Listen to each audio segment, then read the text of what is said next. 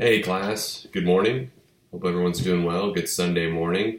It's a little bit of a dreary Sunday morning, especially consider waking up after that bad Thunder loss last night. If you were like me and you were subjected to watching that awful game and such a disappointing outcome, maybe you're still trying to get that taste of defeat out of your mouth. That's what the coffee is for this morning for me. I'm still bummed about that, but anyways, welcome back to Lifespan Development. I can't believe I'm saying this, but we're at the 15th week of our course.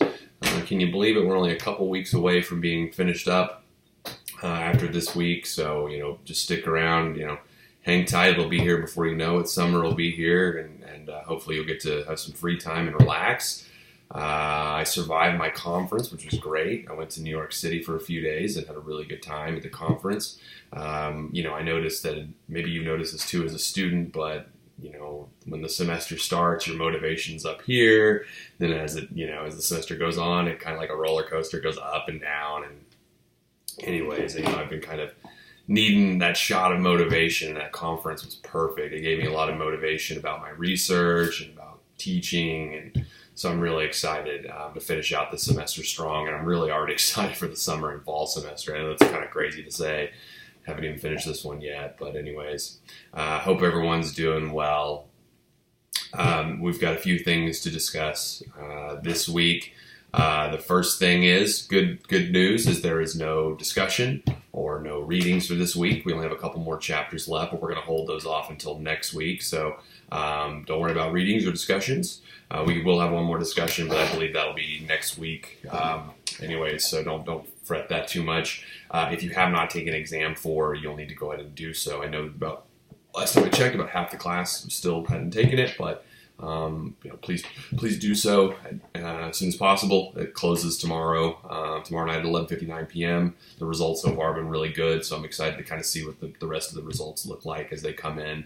I know y'all are going to crush it, so that's kind of my expectation anyways. So there's no readings, finish out the exam, no discussion, but there is our last writing assignment, our second and last writing assignment, our case study number 2. I posted, I believe yesterday or maybe the day before, but it is now active.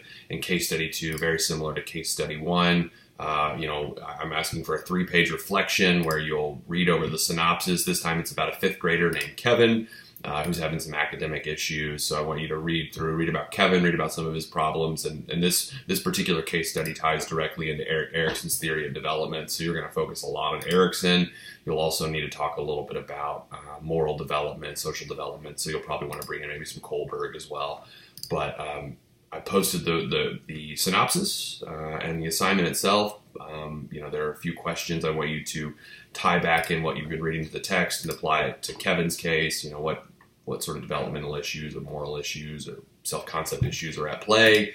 Try to put yourself. I also want you to take the perspective of somebody working in the school and try to figure out, hey, if you were his principal's counselor, teacher, etc., what would you recommend?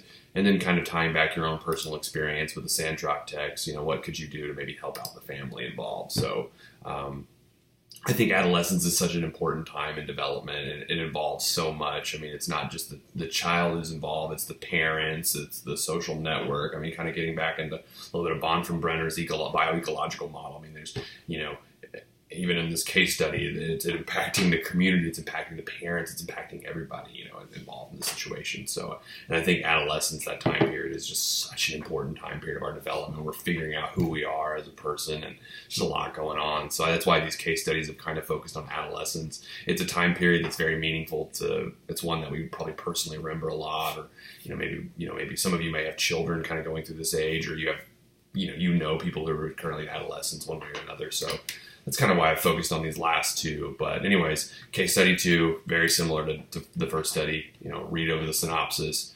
write a 3-page reflection that answers the questions. And you guys did great last time, so I expect really great papers this time around. This is the first time I've used these case studies, so I hate to say that you're kind of like guinea pigs in the sense that I'm just trying these assignments out. I think I'm really liking the products I get back, so I'm probably going to use them again, maybe modified slightly, but I really like the writing that you've done on the first case study, and I'm really excited what will come out of case study 2. So The directions are on Canvas, D2L. We use Canvas at OU, I apologize, on D2L. Read over the directions. If you have any questions or concerns about the paper, about, as you're writing, just let me know. This will be due next Monday, I believe the 30th. Whatever next Monday is, I think it's the 30th at 11:59 p.m. You'll just upload it to Dropbox. And again, if you have any questions, try to get those in a couple days early. Don't wait until like the day of and ask your questions and start writing your paper, because you might be up all night writing your paper. But if you're, let's say it's like next, Wednesday or something, and you're like, hey, I got a question about this, shoot me an email and I'll probably respond that day, but at least gives me a little bit of a window just in case I'm busy or something. Give you a little more time to respond. So anyways, that's it for this week. Take exam 4 if you haven't done so. Go ahead and there's no reading, so don't worry about that, or no discussion posts. Just go ahead and work on case study 2. If you finish up with that early, by all means, you can start reading the last 2 chapters or whatever, but don't worry about that. So for the rest of the course, we have 2 more chapters, 19 and 20. We have 1 more exam, and we have 1 more discussion post. So that's kind of it in a nutshell. If you have any questions about your grade, any questions about anything related to the course, feel free to post it to the discussion board or email me or whatever. We'll figure it out. I'll get that information to you one way or the other. So with that said, I hope you have a great week, and I'll see you all next week. All right, take care. Bye.